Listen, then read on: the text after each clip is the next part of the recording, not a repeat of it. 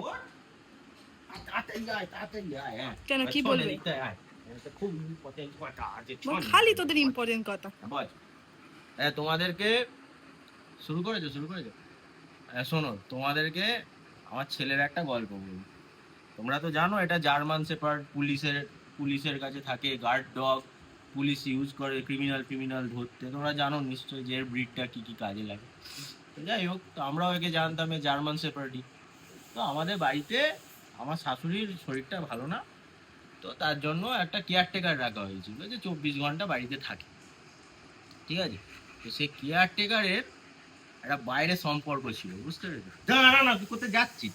ওর অপমান নিতে পারবে না, আগে চলে যাচ্ছে। কেয়ারটেকারের বাইরে কোথাও একটা রিলেশন ছিল সেই মহিলা, ঠিক আছে? গিয়ে একদিন কি হয়েছে, সেই মহিলা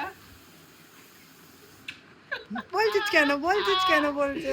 পালাচ্ছিস কেন? ওই দেখো অপমান হয়েছে বলে শুয়ে পড়লো। তো সেই মহিলা একদিন রাত্রিবেলা কি হয়েছে, কাউকে কিছু না জানিয়ে কেটে পড়েছে, কাউকে কিছু না জানিয়ে পালিয়ে গেছে, ঠিক আছে? বাড়ি ছেড়ে চলে গেছে। আর এই গার্ড ডগ আমাদের মদ্দারাম এরকম করে দুটো ঠ্যাং তুলে খাটের পাশে গড়গড়িয়ে নাক ডেকে এসির মধ্যে ঘুমোচ্ছিল। আমার বাবা মা এসে জোর করে ডেকে বলছি, হ্যাপি এত বড় কাণ্ড হয়ে গেছে বাড়ি থেকে, মানে আমাদের তো যে কেউ মেরে দিয়ে চলে যেতে পারতো, কিন্তু এ আমাদের কোনো হেল্প করেনি। আবার লজ্জা করছে, দেখো না পালাচ্ছে।